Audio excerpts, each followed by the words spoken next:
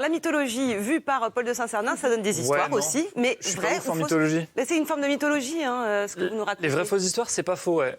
D'ailleurs, je compte écrire un bouquin. Donc en fait, je vous raconte des histoires et à la fin, vous me dites si elles sont vraies ou fausses. Tout le monde joue, même Athéna. Histoire numéro 1. Merci, c'est trop sympa. Nous sommes au Canada. Arrête. Nous sommes au Canada. Je vais vous raconter l'histoire de John, ce rappeur qui aujourd'hui se lève du bon pied parce qu'il tourne un clip. Il tourne le clip de son prochain morceau. Et c'est un tournage un peu dangereux parce que il doit faire une cascade. Il doit marcher sur l'aile d'un avion en vol. C'est un peu dangereux, mais il a bien bossé. Il a l'habitude de faire des cascades. Il était skieur professionnel à l'époque. Enfin, c'est quelqu'un qui aime ça. Donc il y va. L'avion décolle.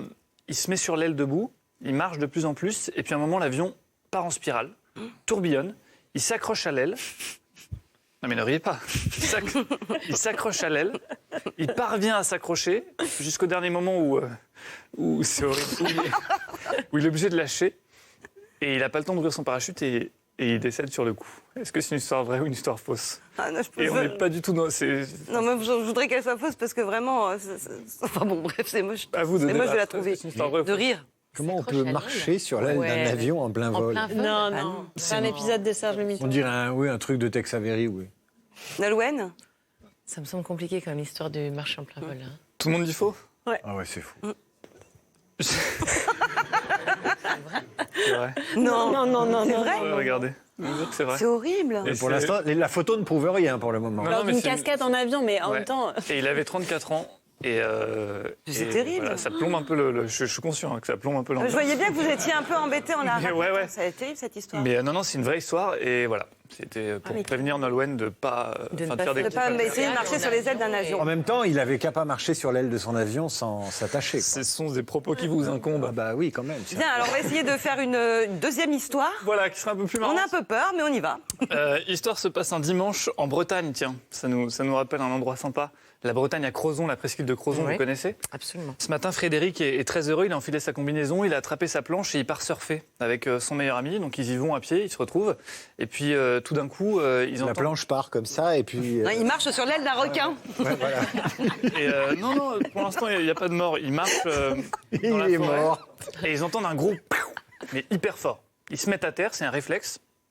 Et ils voient des plombs qui tombent juste à côté d'eux. Ah. Vraiment à 50 cm d'eux.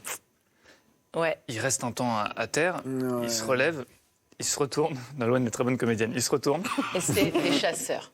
Et ce sont des chasseurs. Mais comment vous savez ouais. ça? Vous l'avez Ils sont des compris, Parce que chasseurs. je la connais, l'histoire. Et ils restent.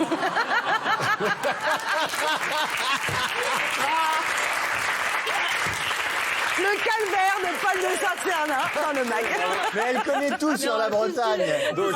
Les préfectures, les sous-préfectures et la Tolkien dans sa chambre. Tu peux pas Mais non, faire la alors d'une part, Bretagne. je suis gourde parce que c'est en Bretagne, mais parce que ça m'a rendu dingue cette histoire. Non, mais ce qui est drôle, c'est qu'à la fin, le chasseur se défend en disant: je vous ai pris pour des faisans. Voilà. C'est une histoire vraie. Voilà. Ah oui, Ah bah, totalement T'as plus vrai. le droit voilà. de faire du c'est la vélo, fameuse, comme on disait, voilà. du VTT, là, lequel le député disait qu'il fallait arrêter le VTT pendant les 2 mois de la chasse. Ouais. Mais t'as pas non plus le droit de surfer, donc faut arrêter de vivre pendant les mois de la chasse. c'est vrai que ça Alors ressemble là, drôlement à un Mais faisan, un ça a surfeur. été une quinzaine tragique. C'est pour parce ça que- que c'est vrai, non, mais ils ont tué des gens. Enfin, il y a des gens qui faisaient des randonnées qui sont morts, qui faisaient du VTT. Enfin bon. Ouais.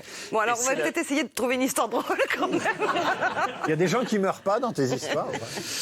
J'en ai une qui se passe le 28 septembre. C'est un jour un petit peu particulier. Nolwenn n'a pas le droit de jouer à celle-ci. C'est un jour un peu particulier puisque c'est le jour de son anniversaire Ouais. à Nolwenn. Et donc c'est un jour hyper heureux puisqu'elle reçoit des cadeaux, des messages, des coups de téléphone. Tiens, justement, un coup de téléphone d'un numéro qu'elle connaît pas. Elle décroche quand même. Très bon comédien.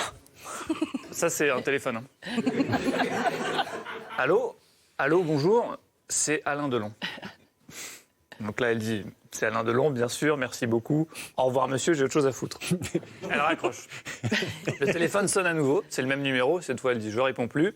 Elle attend que le monsieur laisse un message vocal, elle décroche, elle écoute ce message et elle se rend compte que c'était bien Alain Delon qui avait entendu à la radio que c'était aujourd'hui son anniversaire et qui a voulu lui souhaiter de vive voix. Donc Nolwenn Leroy, ici présente, a raccroché au nez d'Alain Delon, histoire vraie ou histoire fausse. Vu sa réaction, je pense que c'est vrai.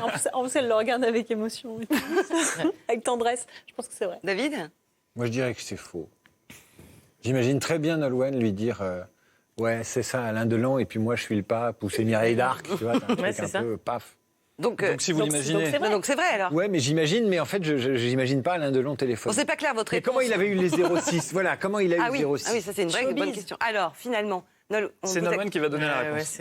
mais comment il m'en 06 parce qu'on s'était croisés Donc c'est vrai précédemment, Oui, c'est vrai. il avait mon 06. Ah, dis donc. Et en fait, il m'a appelé, mais bon, voilà, c'était en privé. Je sais pas qui appelle encore en privé, à part Alain Delon, c'est peut-être le seul à pouvoir se permettre d'appeler en privé aujourd'hui. Non, mais c'est vrai, souvent, c'est souvent des gens, t'as pas envie de leur parler.